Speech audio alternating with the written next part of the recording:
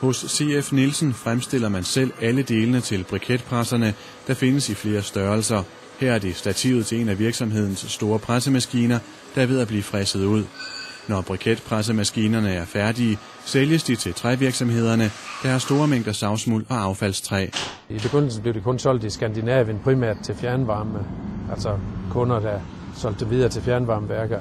Nu blev det solgt over hele verden. Vi har faktisk det er kun en verdensdel, vi ikke har solgt i, det er Sydamerika, men det må jo komme. På mange savværker i Østeuropa smed man før i tiden store mængder savsmuld direkte ud i floden, eller også gravede man det ned. Med en briketpressemaskine kan de store mængder savsmuld, der bliver til overs i produktionen på savværkerne, pludselig blive til en indtægtskilde i stedet for et affaldsprodukt. Mogens Slot Knudsen er ny ejer af den gamle maskinfabrik i Bælum.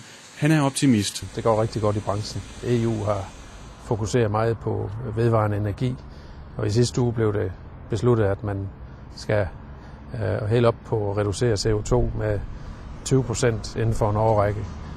Det er helt klart noget, der hjælper os. EU-beslutningen er et skub fremad til en virksomhed, der allerede har medvind. Sidste år blev omsætningen fordoblet, og antallet af solgte maskiner tredoblet. Vi har så købt, og vi regner med at kunne udvikle firmaet yderligere til at blive en international spiller inden for området. Den største sten på vejen for virksomhedens fortsatte succes kan være besvær med at skaffe kvalificerede medarbejdere. For med den store fremgang i omsætningen er det helt nødvendigt at udvide medarbejderskaren. Det, der er sket her, det er, at man har fordoblet omsætningen inden for et år med de samme medarbejdere. Det har lagt et hårdt pres på organisationen, og nu har vi så ansat i første omgang 4-5 nye funktionærer. Derefter skal vi se på produktionen. Men det er svært at få dygtige maskinarbejdere til at søge til Bælum. Vi satser på at give medarbejderne nogle gode forhold og håber på, at de vil søge.